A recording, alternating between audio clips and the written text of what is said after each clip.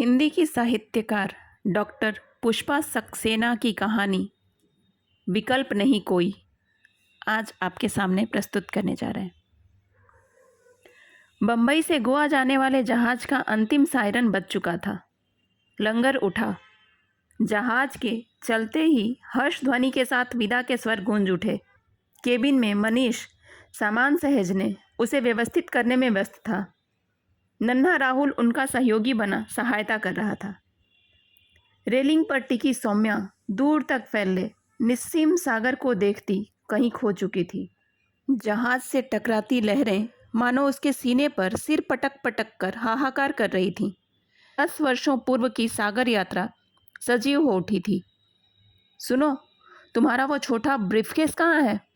मनीष की आवाज़ पर चौंक कर सिर उठाती सौम्या की खोई सी दृष्टि देख मनीष खींच उठे थे। क्या बात है, ठीक तो हो? न जाने कहाँ खो जाती हो। शायद कहानी का कोई प्लॉट मिल गया। स्वर में व्यंग घुल गया था। केबिन में प्रवेश करते ही कोने में रखे ब्रीफकेस पर सौम्या की दृष्टि पड़ गई थी। ब्रीफकेस सहेज मनीष ने आश्वस्ति की सांस ली। चलो चाय पीकर आते हैं। इस यात्रा ने तो शुरू में ही बोर कर दिया। पूरे 2 घंटे लेट हो गए। अच्छा होता सड़क के रास्ते चले जाते, पर राहुल मास्टर को तो पानी के जहाज में जाने की जिद थी ना। मनीष मुस्कुरा दिए। नहीं नहीं, मेरा तो जी मितला रहा है। लगता है मेरी तबीयत ठीक नहीं। तुम तो जानते ही हो। हाँ हाँ, सब जानता हूँ। चलो राहुल, हम चलें। तुम्हारी माँ खुश होना जानती ही कहाँ है। मनीष का स्वर नाराज था। क्या मनीष सचमुच भूल गए थे? इसी जहाज़ पर तो कभी सौम्या ने अपना सर्वस्व खो दिया था। उन 10 वर्षों का अंतराल क्यों बस 15 दिनों का लग रहा था? इतने वर्षों के अंतर में बंद वो 10 वर्ष पूर्व की घटना क्यों इस जहाज पर उस पर हावी हो उठी थी? तब की सौम्या किस उमंग से लंदन जाने को आतुर थी।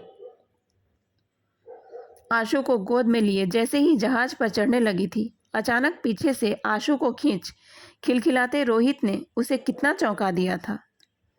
ये तुम्हारा काम नहीं है सौम्या। अजी अपनी बेटी लादने को तो ये खच्चर ही ठीक है। रोहित आशु को गोद में लिए कितने उल्लसित और गर्वित थे। मात्र 8 मास की आशु को लंदन ले जाने का साहस सौम्या में कहा था। रोहित ही थे कि अड़ गए कि बेटी साथ ही आएगी। सच, रोहित आशु के प्यार में दीवाने बने रहते थे। सोते में करवट बदलते हुए कुनमुनाती आशु की तुरंत उठ नब्ज दिखने लगते थे। सौम्या उनकी इस उतावली पर मुस्कुरा देती थी। पिता की अंतिम इच्छा रोहित को डॉक्टर रूप में देखने की थी, हार्ट सर्जन के रूप में। रोहित पिता की इच्छा उनके जीते जी पूर्ण न कर सके, इसका रोहित को दुख रह गया था।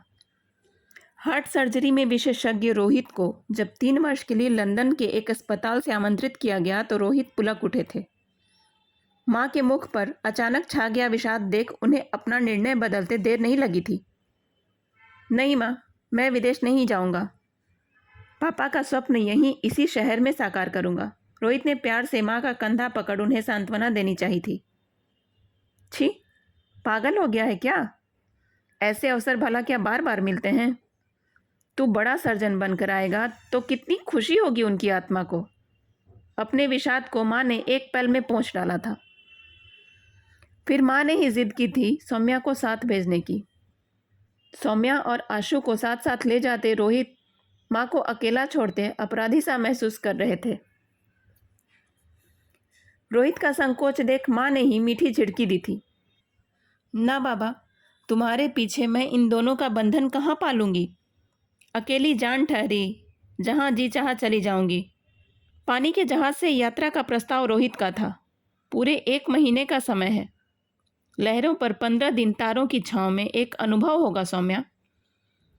रोहित ने सचमुच सौम्या के स्वप्न साकार कर दिए थे। डेक पर खड़े दोनों लहरें गिनने का कंपटीशन करते अचानक जोर से हंस पड़ते थे। सौमी, लगता है अब मैं भी कहानीकार बनता जा रहा हूँ। जी चाहता है इस यात्रा का कभी अंत ना हो। इन तारों की छांव में अनंत निद्रा में सो जाने का मन करता है ना? क्यों नहीं? आशु के साथ पूरे दिन रहना पड़े तो पता लगेगा जनाब। मेरी कहानी तो बस यही बन गई है। जब रोना शुरू करती है तो चुपने का नाम ही नहीं लेती है। तो तुम इस मामले में अनाड़ी हो सौम्या। देखा नहीं, मेरी गोद में आते ही चुप हो जाती है मेरी बेटी। वह भी जानती है उसे कौन ज़्यादा प्यार करता है। रोहित उसे चिढ़ाते जाते थे। जहाज के स्वेज नहर में प्रवेश करते ही रोहित उत्साहित हो उठे थे। कुछ ही घंटों में हम भूमध्य सागर में होंगे सौम्या। ग्रीस, इटली सबको छूते चलेंगे। लौटते समय कम से कम 4 दिन रोम में रुकेंगे। रोम में क्यों, पेरिस में क्यों नहीं? सौम्या को पेरिस के रात्रि जीवन में अधिक आकर्षण था। क्यों भाई, क्या इरादे हैं? कहीं मॉडलिंग का इरादा तो नहीं है? रोहित सौम्या को चिढ़ाने के मूड में आ गए थे। Any objection? सौम्या ने तिरछी दृष्टि से रोहित को उत्तर दिया था। क्यों नहीं? आप पर कोई नज़र डाले भला सह सकूंगा मैं? हाथ लगाने की बात कोई सोचकर तो देखे, कच्चा खा जाऊंगा उसे। रोहित प्यार से मुस्कुरा दिए थे। उस पल डेक से हटकर सौम्या केबिन में आई थी। आशु को फीडिंग बोतल दे सौम्या अधलेटी किसी पत्रिका के पृष्ठ पलटने लगी थी। थोड़ी दूर पर रोहित इजी चेयर में बैठे कोई मैप ध्यान से देख रहे थे। अचानक रोहित की आवाज़ पर सौम्या चौंक उठी थी। सौमी, कॉल द डॉक्टर। सौम्या सिर नीचा किए मुस्कुराती रही थी। यह रोहित का प्रिय परिहास था। सौम्या का हाथ सीने पर रख रोहित हमेशा कहा करते, लुक, आई एम डाइंग। अपने प्यार की दवा देके इस मरीज को बचा लो सौमी। कुछ ही क्षणों बाद अजीब सा स्फुट क्रंदन सुन सौम्या ने रोहित की ओर दृष्टि डाली थी। मुस्कान अधर पर जम गई। क्या वो एक्टिंग थी? मृत्यु की पीड़ा से मुख काला पड़ा जा रहा था। सौम्या ने झटके से उठ रोहित को थामना चाहा था, पर रोहित अस्फुट स्वर में बुदबुदा भर सके थे। डॉक्टर, स्वर में मानो प्राण बिंधे आ रहे थे। और फिर रोहित के प्राणों से प्रिय हाथों को झटके से छुड़ा सौम्या पागल सी केबिन के बाहर भागी थी। किसी केबिन के खुले द्वार में प्रवेश कर रो पड़ी, मेरे हस्बैंड को कुछ हो रहा है, he is very sick, please call the doctor. एक व्यक्ति को तत्परता से उठता देख सौम्या वहीं गिर मूर्छित हो गई थी। आंखें खोलते ही सब कुछ भयावह सपना सा लगा था। अपरिचित केबिन में पूर्ण स्तब्धता थी। नर्स के प्रवेश करते ही वह यथार्थ में लौट आई थी। कैसे हैं मेरे पति सिस्टर? स्वर की व्यग्रता पर नर्स ने उदास दृष्टि से सौम्या को ताक कुछ नहीं कहा था। सौम्या व्याकुल हो उठी थी। सिस्टर प्लीज़ सच बताइए, कैसे हैं रोहित? उन्हें आप अकेला क्यों छोड़ आई हैं? और मेरी बेबी? शांत सधे स्वर में नर्स ने कहा था। मिसेज रोहित, हमें दुख है, डॉक्टर रोहित अब नहीं है। उन्हें बहुत मैसिव हार्ट अटैक हुआ था। डॉक्टर के पहुंचने के पूर्व ही। नहीं नहीं, ये सच नहीं है। वह मुझे अकेला छोड़कर नहीं जा सकते। कहाँ है रोहित? मैं जाऊंगी उनके पास। उनकी बॉडी केबिन में सील कर दी गई है मैडम। शांत निर्वाक सौम्या नर्स को फटी फटी आंखों से ताकती रह गई थी। इतने बड़े भूमध्य सागर के वक्ष पर रोहित उसे कितना असहाय छोड़ गए थे। कैप्टन, डॉक्टर और कुछ एक भारतीय उसके पास संवेदना के लिए आ खड़े हुए थे। रोहित के आकस्मिक निधन पर शोक प्रकट करते कैप्टन ने अत्यंत शालीनता के साथ रोहित के शरीर को जल समाधि देने की सौम्या से अनुमति मांगी थी। जहाज में मृतक शरीर रखने के स्थान पर जल समाधि देना उन्हें अधिक उपयुक्त लगा था। कैप्टन की बात ने सौम्या को चैतन्य कर दिया था। नहीं नहीं, जितना भी पैसा चाहिए ले लीजिए, मैं उनका संस्कार विधिवत कराऊंगी। पर यह जहाज तो अभी रोम में रुकेगा, वहाँ की व्यवस्था। कैप्टन की बात काट सौम्या ने कहा था, रोम के भारतीय राजदूत से संपर्क कीजिए, वे हमारे परिचित हैं। मैं रोहित को यूं ही नहीं छोड़ सकती। सौम्या के नैनों से टप टप आंसू झर रहे थे। एक ब्लैंक चेक पर साइन कर सौम्या ने कैप्टन को थमाना चाहा तो वह पीछे हट गया था। हम रोम के एम्बेसडर से संपर्क करेंगे, आप परेशान ना हो मैडम, हम पूरी कोशिश करेंगे। हमें इस घटना का हार्दिक दुख है। उस दिन रोहित को पुकार सौम्या पूछ भी नहीं सकी थी। मुझे यूं अकेला छोड़ तुम इतनी दूर क्यों चले गए रोहित? तुमने तो हमेशा साथ देने का वादा किया था ना। झरझर झरते आंसू और जलती चिता की साक्षी बनी सौम्या रोम में खड़ी थी, जहां वापसी के समय रोहित कम से कम 4 दिन रुकना चाहते थे। 4 दिन सचमुच रोम में रुकना पड़ा था। औपचारिकताएं जो पूरी करनी थी। राजदूत ने उसे बेटी सा स्नेह दे सांत्वना दी थी। रोहित को रोम में अंतिम यात्रा की विदाई दे छोटे से डिब्बे में उनके अवशेषों के साथ सौम्या प्लेन में बैठी थी। आशु के रोते ही रोहित याद आ गए थे। छोड़िए मैडम, मेरी बेटी मैं ही रखूंगा अपने कंधे पर। क्या नन्ही आशु को भी पिता की सबल भुजाएं याद आ रही थीं? सौम्या के नयन भर आए थे। कहाँ गए रोहित? हर पल अपनी बिटिया छीन लेते थे। क्या उसका रुदन सुन तुम्हारे भस्मावशेष व्याकुल नहीं हो उठेंगे? भारत की धरती पर उतरते ही सौम्या का हृदय धड़क उठा था। कैसे सामना कर सकेगी रोहित की ममतामयी माँ का? एयरपोर्ट पर माँ उसे लेने आई थी। श्वेत परिधान माँ की करुणा उजागर कर रहा था। आंखें न जाने कब से सोई नहीं थीं। माँ के सीने से लग सौम्या जोर से रो पड़ी थी। सांत्वना का हाथ सौम्या की पीठ पर धरती माँ फूट पड़ी थी। 6 फीट के बेटे के साथ गई थी सौमी। उसे 6 इंच के डिब्बे में वापस लाई है बहू। गीली आंखों के साथ सौम्या उस सूने घर में पहुंची थी, जहां जीवन का कोई अंश बस आशु के रुदन में ही बचा था। जिस घर के आंगन में रोहित कभी घुटने चले थे, वहां आशु का पालना पड़ गया था। माँ ने साहस से काम लिया। अपने को सहेज माँ आशु पर अपने प्यार का सागर उंडेलती थी। आशु को दुलारते माँ हमेशा यही कहती, एकदम अपने पापा पर गई है। वो भी बचपन में ऐसे ही मेरे सीने में सिर छिपाकर सोता था। अपने स्नेह विगलित स्वर को माँ झूठी मुस्कान का आवरण चढ़ा सौम्या को नहीं, अपने को झुठलाती थी। सौम्या का अकेलापन माँ की चिंता का विषय था। जिद करके उन्होंने सौम्या को पीएचडी के लिए राजी किया था। तेरे ससुर जी की हार्दिक इच्छा थी कि उनकी बहू उच्च शिक्षिता हो। तूने एमए में फर्स्ट डिवीजन पाई है सौमी, उसे यूं ही व्यर्थ न कर। रोहित के न रहने के बाद माँ उसे बेटी ही कह संबोधित करती थी। घर में संपत्ति का अभाव न था। जो अभाव था वह कभी पूरा नहीं हो सकता था। उस विशाल भवन के कण कण में रोहित का अस्तित्व था। यूनिवर्सिटी पहुंचाने माँ स्वयं साथ गई थी। कार से उतरती सौम्या के सिर पर हाथ धर धीमे से कहा था, आज से तू एक नए जीवन में पदार्पण कर रही है बेटी। भगवान तेरा भविष्य उज्जवल करे। उसके बाद सब कुछ कितनी जल्दी घटित हो गया। एक ही पुस्तक को खोजते वह मनीष से टकरा गई थी। मनीष सौम्या के विषय के प्राध्यापक थे। समाजशास्त्र विभाग में उनकी विद्वता की धाक थी। आपको इसके पहले कभी नहीं देखा। आप यहाँ नई आई हैं मिस? जी, मैंने बनारस यूनिवर्सिटी से एमए किया था, यहाँ पीएचडी ज्वाइन की है। जाहिर है आपके गाइड डॉक्टर रजत रॉय हैं। आपने कैसे जाना? सौम्या के स्वर में विस्मय था।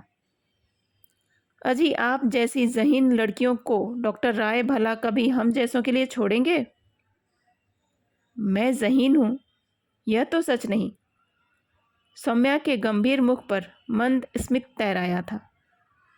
हो जाए शर्त, पर हारने पर क्या देंगी? यह किताब जिसे हम दोनों खोज रहे हैं, मिल जाने पर आपके लिए छोड़ दूंगी। सौम्या के उत्तर पर मनीष ठठाकर हंस दिया था। जितना सोचा था आप तो उससे भी ज़्यादा अक्लमंद निकली। हाँ, क्या नाम बताया था आपने अपना? सौम्या, मिसेस सौम्या कुमार। सौम्या फिर गंभीर हो उठी थी। ओह, माफ़ कीजिएगा, असल में आपका चेहरा धोखा दे गया। देखकर शायद ही कोई आपको विवाहित समझे। मनीष से कहीं निरुत्साहित सा हो गया था। इसमें आप अपने को अपराधी न समझें। अच्छा तो चलूं? सौम्या की शांत दृष्टि उठी थी। आपसे मिलना मेरा सौभाग्य था मिसेज कुमार। मिस्टर कुमार कहाँ काम करते हैं? चलते चलते मनीष अनजाने में ही सौम्या का मन दुखा गया था। वे अब नहीं हैं। सौम्या का कंठ अवरुद्ध हो उठा।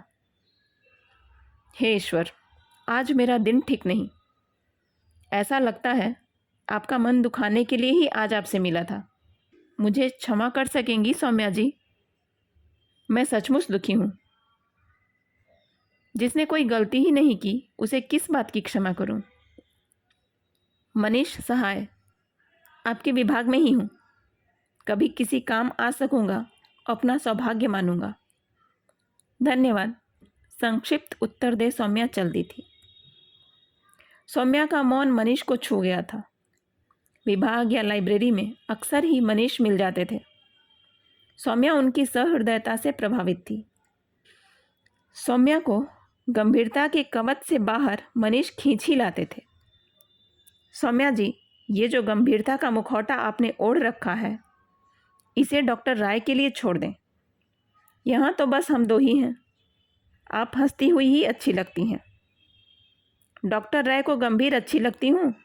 अनजाने ही सौम्या पूछ बैठी थी। अरे, आप तो हर तरह से अच्छी लगती हैं, पर हंसते समय आपके ये डिम्पल्स बहुत प्यारे लगते हैं। चाह कर भी सौम्या मनीष को उस तरह की बात न करने को नहीं कह सकी थी। कभी कभी मनीष के साथ रोहित इस कदर उभर आते थे कि सौम्या डर कर होंठ सी लेती थी, कहीं मनीष को वह रोहित न पुकार बैठे। एक दिन मनीष बातें करते अचानक भावुक हो उठे थे। सौम्या जी, रोहित का स्थान तो नहीं ले सकता, पर क्या आजीवन आपका अकेलापन काटने के लिए आपका साथ नहीं दे सकता? सौम्या का विवर्ण मुख देखते ही मनीष फिर बोले थे। आशु को एक पिता के संरक्षण की आवश्यकता है सौम्या। मेरे प्रस्ताव पर शांति से विचार कर देखना। मैं प्रतीक्षा करूंगा। उस रात सौम्या सो नहीं सकी थी। रोहित और मनीष ने पूरी रात उसे जगाए रखा था। सुबह उसके उदास मुख और सूजी आंखों पर मां की दृष्टि गई थी। क्या बात है सौमी? रात ठीक से नींद नहीं आई बेटी? मां के स्नेहसिक्त स्वर पर सौम्या फूट पड़ी थी। रोते रोते सौम्या सब बता गई थी। मां का स्नेहपूर्ण हाथ उसकी पीठ पर सांत्वना दे रहा था। सब कह चुकने के बाद सौम्या ने मां के मुख पर दृष्टि डाली थी। हमेशा की तरह मां का मुख शांतिपूर्ण था। अपने अंतर की आंधी को मुख पर उन्होंने आने ही कब दिया था। सचमुच वो रोहित की मां थी। धीमे से मां ने कहा था, मनीष ठीक ही तो कहता है बेटी। जीवन यात्रा के किस पल तेरा साथ छोड़ जाऊंगी, यही भय मुझे सोने नहीं देता। तुझे अकेले छोड़ मैं सुख से संसार से विदा भी न ले सकूंगी। समय सब सहन करने की शक्ति दे देता है बेटी। उसके बाद मां ने सौम्या से कुछ नहीं पूछा था। घर में ही कुछ निकट आत्मियों के समक्ष मां ने सौम्या का स्वयं कन्यादान किया था। विदा के समय मां के कंधे पर सिर रखकर रोती सौम्या को यही लग रहा था अपने मायके से ही विदा ले रही है। अपने रोहित की प्रिया को मनीष को सौंपते कैसा लगा होगा मां को। मनीष ने 1 सप्ताह का अवकाश ले ऊटी जाने का प्रोग्राम बनाया था। आशु मां के पास रही थी। मनीष के साथ उनके नए घर में जाते समय अपने सामान के साथ जब सौम्या आशु का सामान भी सहेजने लगी तो मां अस्थिर हो उठी थी। स्वामी, क्या आशु को साथ ले जाएगी? हाँ मां, पर बीच बीच में यह आपके पास भी आती रहेगी। मैं स्वयं छोड़ जाया करूंगी। नहीं स्वामी, इसे न ले जा। मेरे रोहित की यही तो अंतिम निशानी है, मेरा संबल है। मां असहज हो उठी थी। मनीष ने समझाना चाहा था। ठीक ही तो है सौम्या, आशु को यहाँ मां के पास ही रहने दो ना। तुम्हारा जब मन चाहे आकर देख जाना। सौम्या के मुख के भावों को पढ़ते ही मां उसके अंतर की बात जान गई थी। अंदर से आशु की उंगली पकड़ माँ उसे बाहर ले आई थी। जा गुड़िया, अपनी मम्मी पापा का कहना मानना। दादी का ढेर सा आशीर्वाद। आशु का माथा चूम माँ तुरंत अंदर चली गई थी। माँ के नम नयन देख कर भी मातृत्व से पराजित सौम्या माँ की वेदना नकार गई थी। आशु को गोद में लिए सौम्या जब बाहर आई तो मन में कहीं गड़ने लगा था। मनीष ने आशु को गोद में लेने का तनिक भी आग्रह नहीं किया। रोहित के साथ तो वह आशु को गोद में लेने के लिए भी तरस जाती थी। नए घर में आशु एडजस्ट नहीं कर पा रही थी। दादी की स्नेहिल छाया में पली आशु मुरझाने लगी थी।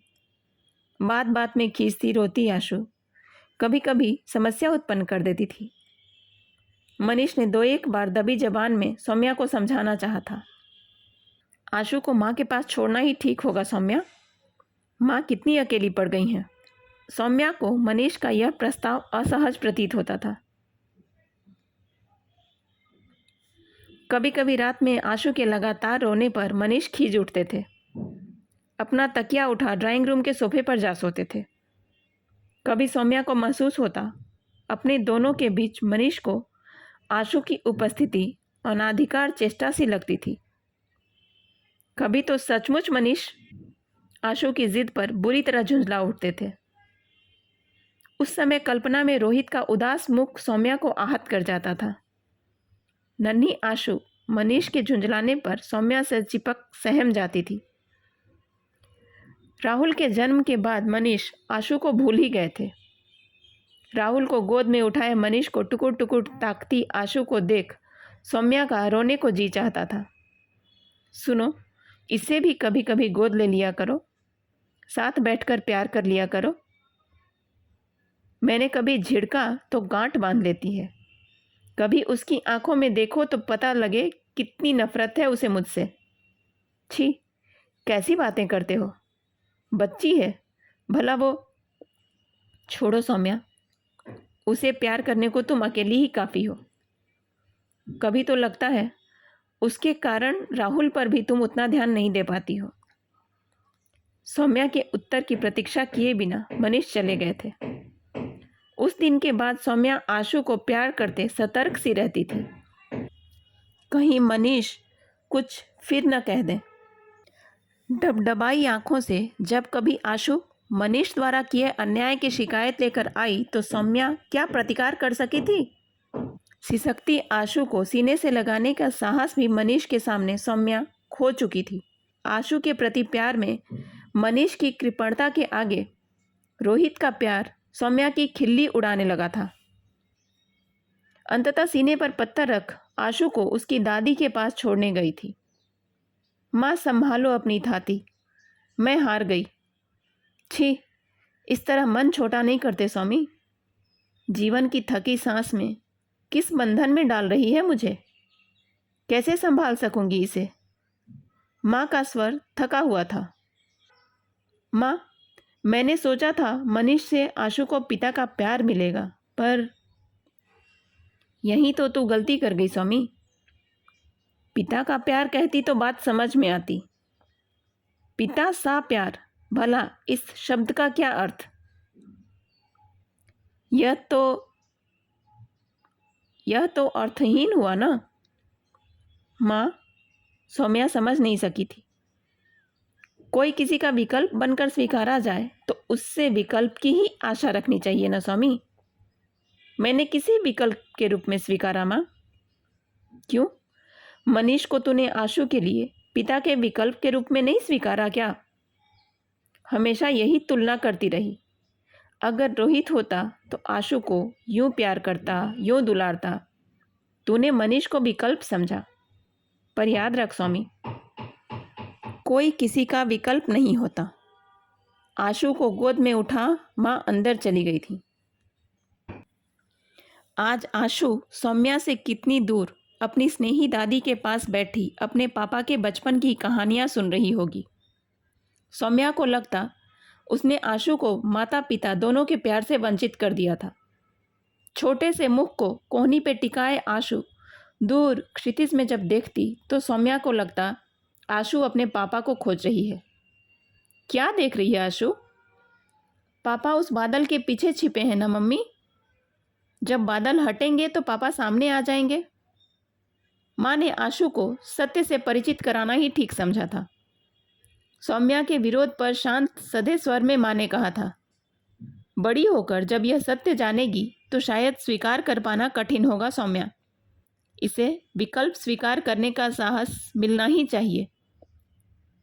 गोवा जाने की बात सुन आशु पुलक उठी थी।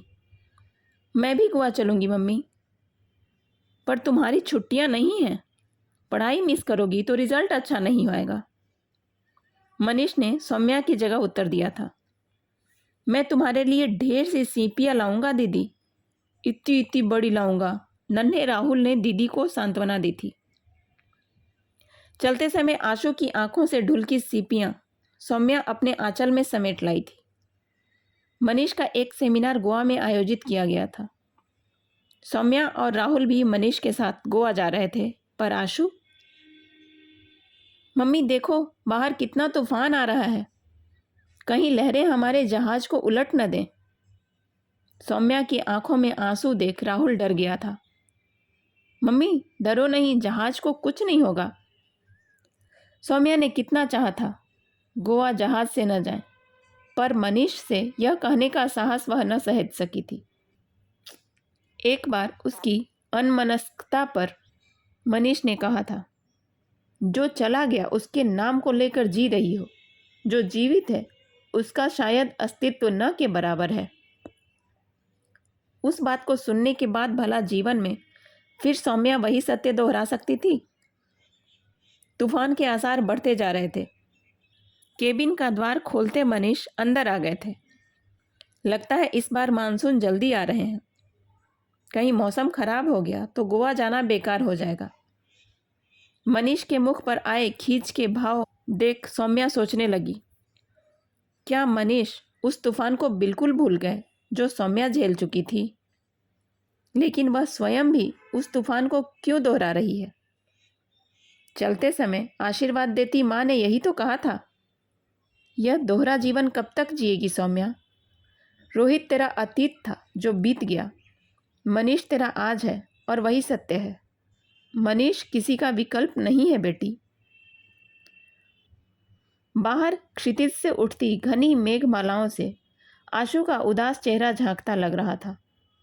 नन्हे नन्हे उमड़ते मेघ मानो बाहें फैलाए आशु सौम्या की ओर दौड़ी आ रही थी। टप टप पलकों से गिरते हरसिंगारों से रोहित को अर्घ्य देती सौम्या केबिन में आ गई थी। कानों को कसकर बंद करने पर भी लहरों का कोलाहल नहीं, रोहित का अट्टहास सुनाई दे रहा था। मुझे शक्ति दे भगवान, मैं आज में जी सकूं। दृढ़ता से आंसू पोंछ सौम्या ने मुंह उठा बाहर देखा। तूफान से जूझता जहाज आगे बढ़ता जा रहा था। कहानी आपको कैसी लगी कमेंट करके ज़रूर बताइएगा।